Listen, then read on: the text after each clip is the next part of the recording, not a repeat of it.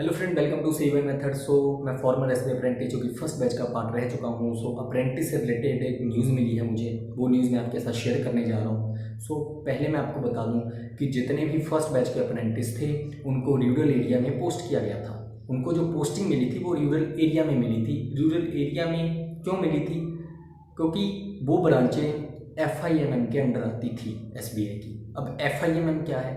FIMM जो है financial inclusion and micro market. Rural area में अवेयरनेस फैलाने के लिए डिजिटल प्रोडक्ट को और भी एग्रीकल्चर प्रोडक्ट को, तो इन कामों के लिए ना जो FIMM की ब्रांचें होती थी, इनका जो मेन मकसद था रूरल एरिया में चीज़ों को प्रमोट करना, अपने प्रोडक्ट्स को प्रमोट करना, इस तरह का काम था जो भी FIMM के अंडर ब्रांचें थी। लेकिन उसी के लिए उन्होंने SBI जो अप्रेंटिस SBI ने रखे थे वो उसी के लिए रखे थे, और उन्होंने कोई भी अप्रेंटिस को जो है अर्बन एरिया में नहीं जो पोस्ट किया था।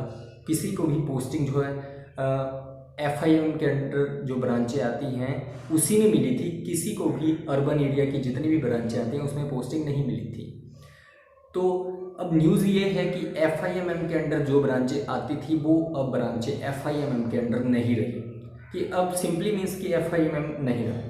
मैं ये नहीं कह रहा हूँ कि ब्रांचें नहीं रही, मैं ये कह रहा हूँ कि FIMM के अंडर जो ब्रांचें आती थी अब FIMM कुछ नहीं रहा। अब FIMM जो था कि इसके अंडर ब्रांचें आती हैं, उनका अपना काम करने का जो मेथड था वो अलग था, उनके टारगेट पूरे करने के मेथड अलग थे कंपैरिजन अर्बन एरिया में जो ब्रांचें होती हैं। तो वो ब्रांचें अब जो हैं FIMM के अंडर नहीं रही। मीन्स अब FIMM नहीं रहा, जिसके लिए SBI ने अप्रेंटिस जो है फर्स्ट बैच के रखे थे। FIMM के अंडर जितनी ब्रांचें आती थी उसी में जो है हर अप्रेंटिस को पोस्टिंग मिली थी, तो अब नहीं रही।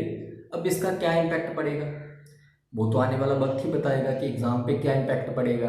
पहले ही कोई पॉसिबिलिटी नहीं आ रही थी कि एग्ज़ाम होगा कब नहीं होगा। अब एक और जो है प्रॉब्लम आ गई है हर एस्पिरेंट के लिए जो भी अप्रेंटिस के एग्ज़ाम को वेट कर रहे थे कि अब वो ब्रांचें ही FIM के अंडर नहीं रही, जिसके लिए फर्स्ट बैच के सभी अप्रेंटिस को रखा गया था टारगेट्स पूरे कराने के लिए और भी जितनी एक्टिविटी को परफॉर्म करने के लिए, योनो वगैरह और भी बहुत सारी एक्टिविटी हैं।